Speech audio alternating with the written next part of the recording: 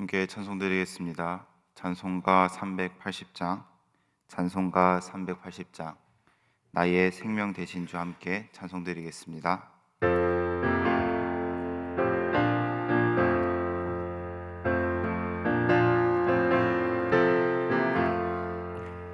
나의 생명 되신 주, 주님 앞에 나아갑니다. 주의 흘린 보혈로 정케 하사 받아 주소서. 날마다 주를 찬송하겠네. 주의 사랑 줄로서 나를 굳게 잡아 매소서. 괴로운 세상 지낼 때 나를 인도하여 주소서. 주를 믿고 나가면 나의 길을 잃지 않겠네. 날마다 주를 찬송하겠네. 주의 사랑 줄로서 나를 굳게 잡아 매소서. 세상 살아갈 때에 주를 더욱 사랑합니다. 밝고 빛난 천국에 나의 영혼 들어가겠네. 날마다 주를 찬송하겠네. 주의 사랑 줄로서 나를 굳게 잡아 매소서.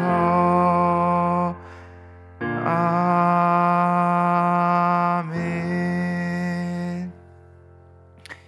함께 두 가지 기도 제목을 가지고 합심하여 기도하겠습니다. 어제 들었던 말씀을 기억하며 그 말씀대로 한 주간 삶을 살아갈 수 있도록 기도하겠습니다. 세상의 성공이나 나의 욕망을 따르지 않고 진리이신 예수님 안에 거하는 가운데 참된 자유를 누릴 수 있도록 하나님 함께하여 주시옵소서라고 함께 기도하고, 또 우리 교회 첫 번째 비전인 영혼 구원하여 제자 삼는 교회가 될 수 있도록 하나님 함께하여 주시옵소서라고 함께 두 가지 기도 제목을 가지고 기도하도록 하겠습니다. 기도하겠습니다. 하나님 아버지 감사합니다. 오늘도 새벽을 깨워 하나님 앞에 나와 함께 찬양하고 기도하는 시간을 허락하여 주심에 감사를 드립니다. 하나님, 어제 들었던 말씀을 기억하는 가운데 그 말씀이 우리 가운데 마음 깊이 새겨져 그 삶을 살아가는 은혜를 허락하여 주시기를 간절히 소망합니다. 참 진리이신 예수님 안에서 참 자유를 누리며 세상의 그 어떠한 성공이나 나의 욕망을 따르는 것이 아니라, 세상을 향해 시선을 주목하는 것이 아니라 참 진리이신 예수님 안에서 참된 자유를 누리며 살아가는 우리의 삶이 될 수 있도록 인도하여 주시옵소서. 하나님, 우리는 날마다 세상을 향하여서 나의 욕심을 향하여서 나의 유익을 위하여서 움직이지만 주님만을 바라보며 주님만을 의지하며 주님 안에서 세상에서 전혀 누릴 수 없는 기쁨과 평안과 감사를 누릴 수 있도록 함께하여 주시옵소서. 하나님, 우리 교회를 위하여서 기도합니다. 우리 교회가 영혼 구원하여 제자 삼는 교회가 되게 하여 주셔서 하나님께서 우리 교회 가운데 맡기신 사명과 사역들을 잘 감당해내는 은혜를 허락하여 주시옵소서. 그리하여서 하나님, 우리 교회를 통하여서 복음이 더욱더 아름답게 전파되게 하시고 하나님의 아름다우심이 더욱더 드러나고 하나님의 이름이 높아지는 은혜가 있게 하여 주시옵소서. 영혼 구원하여 제자 삼는 교회를 통하여서 오직 주님께만 영광 올려드리는 교회가 될 수 있도록 하나님 함께하여 주시옵소서. 모든 기도 살아계신 예수님의 이름으로 기도합니다.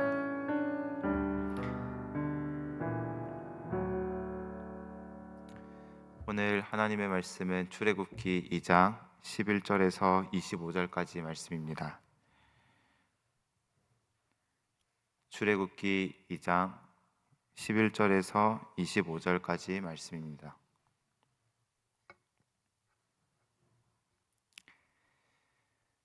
다 찾으신 줄 알고 한 절씩 교독하고 마지막 절은 함께 읽도록 하겠습니다.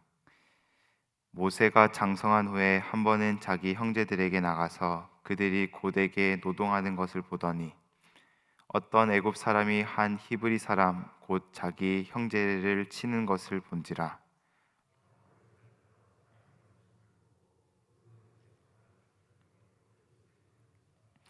이튿날같이 나가니 두 히브리 사람이 서로 싸우는지라.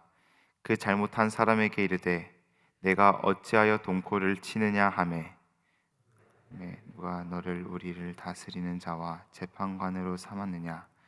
내가 애굽 사람을 죽인 것처럼 나도 죽이려느냐? 모세가 두려워하여 이르되 일이 달로 되었도다. 바로가 이 일을 듣고 모세를 죽이고자 하여 찾는지라. 모세가 바로의 낯을 피하여 미디안 땅에 머물며 하루는 우물 곁에 앉았더라.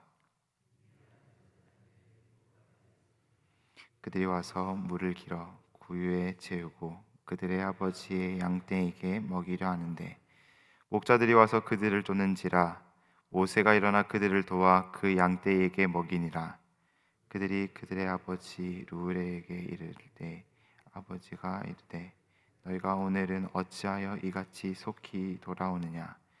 그들이 이르되 한 애굽 사람이 우리를 목자들의 손에서 건져내고 우리를 위하여 물을 길어 양떼에게 먹였나이다. 너희가 어찌하여 그 사람을 버려두고 왔느냐? 그를 청하여 음식을 대접하라 하였더라.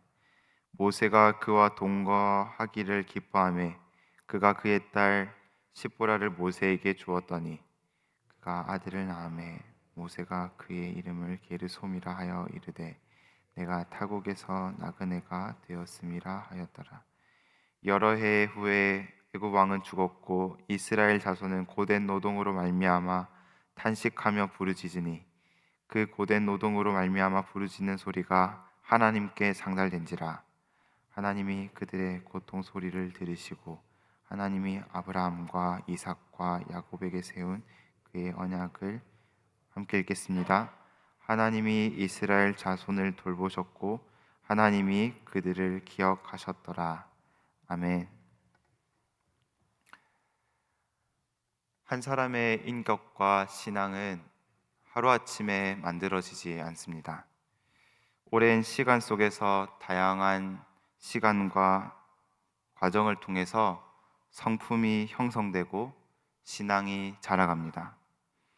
출애굽기에 등장하는 모세도 마찬가지입니다.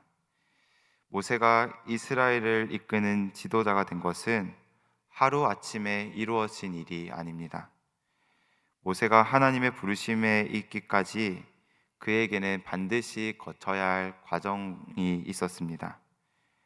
하나님은 모세에게 인내의 시간, 광야의 시간을 허락하셔서 그 시간을 통해서 바로 세상 권력의 정점에 있던 바로와 맞설 준비를 하게 하셨습니다. 그리고 오직 하나님만을 바라보도록 그의 삶을 빚어가셨습니다. 오늘 새벽에 하나님께서 모세를 어떻게 빚어가셨는지를 살펴보고 오늘 우리의 삶도 동일하게 빚어가시는 하나님의 손길을 바라보는 시간이 되기를 원합니다. 오늘 본문 11절 말씀에서는 모세가 장성한 후에라고 시작을 하고 있습니다.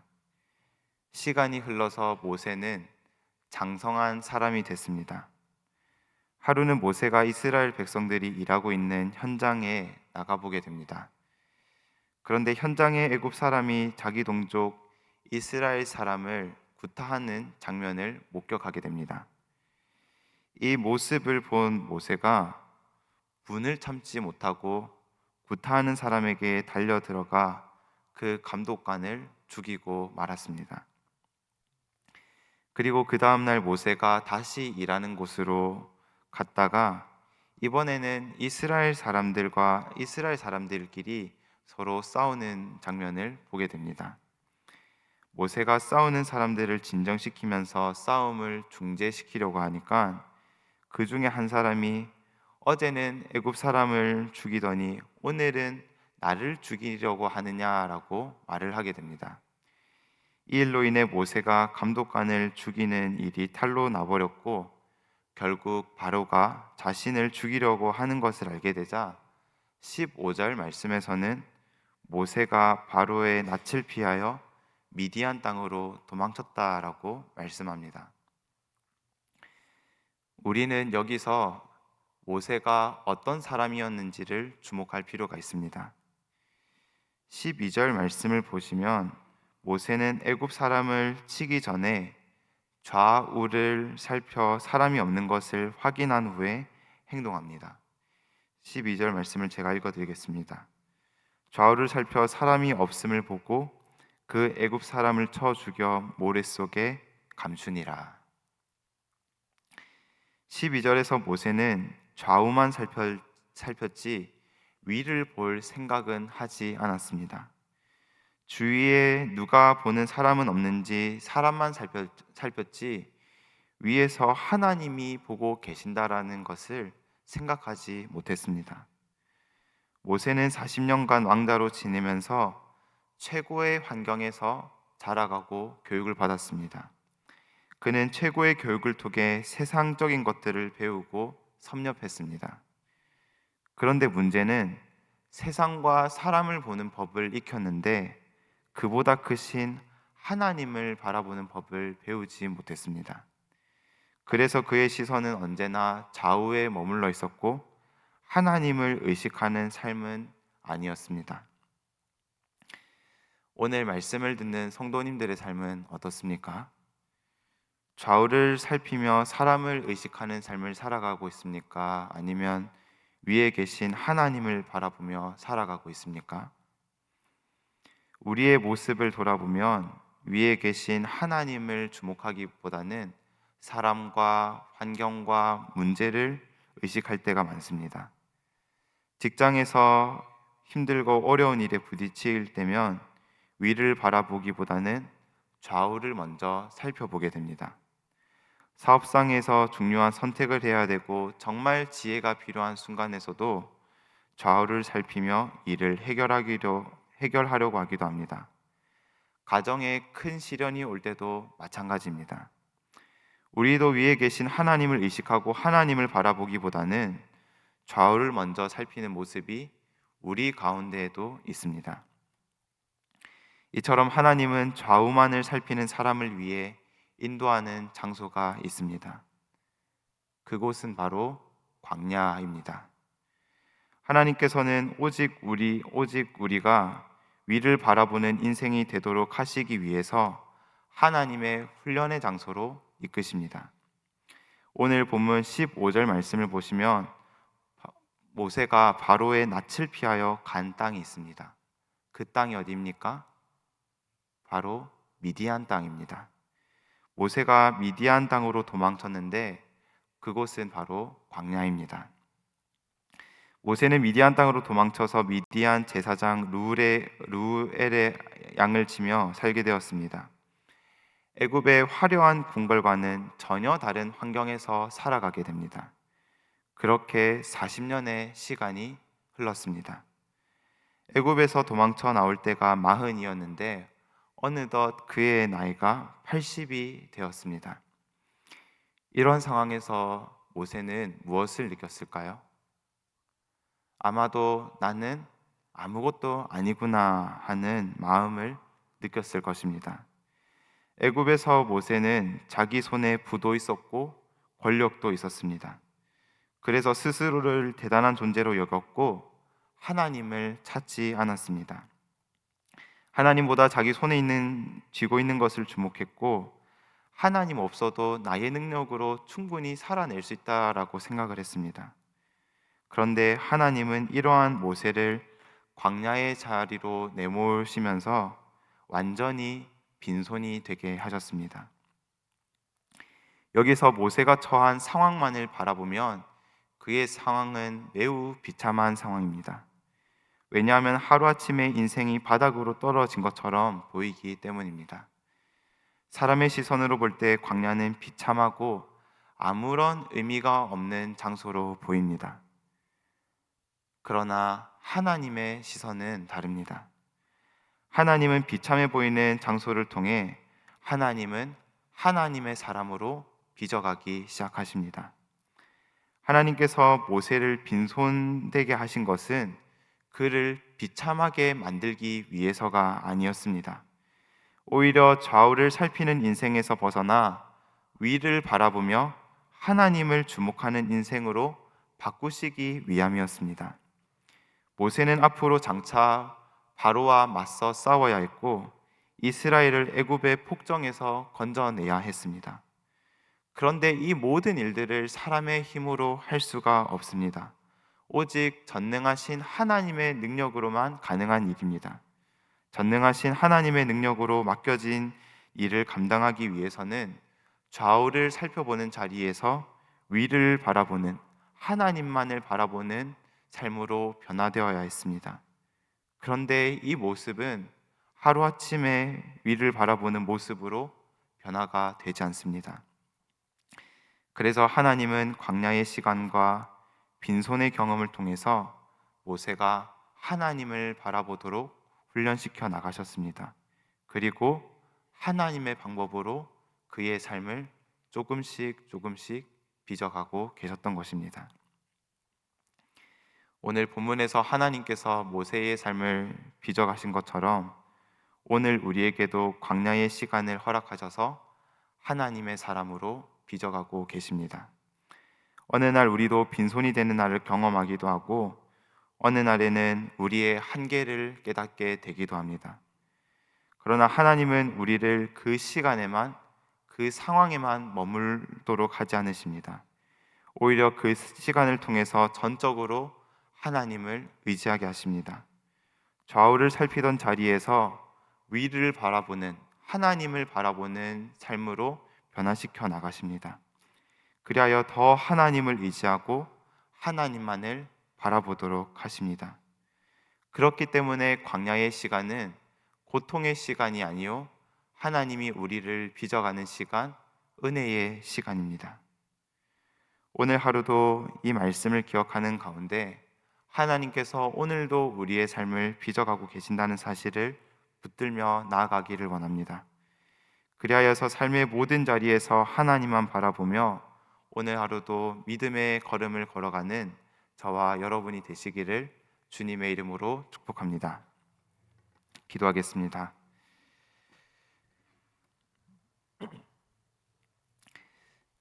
하나님의 방법대로 우리의 삶을 아름답게 빚어가시는 하나님, 때로는 우리에게 빈손을 경험하게 하시고 우리의 한계를 경험하게 하십니다.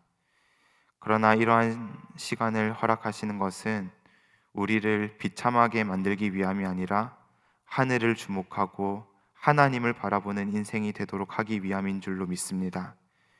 우리가 알지 못하는 아름다운 길을 예비하셨다는 사실을 믿으며 오늘 하루도 믿음의 길을 담대히 걸어갈 수 있도록 은혜를 내려 주시옵소서. 모든 기도 살아계신 예수님의 이름으로 기도합니다. 아멘.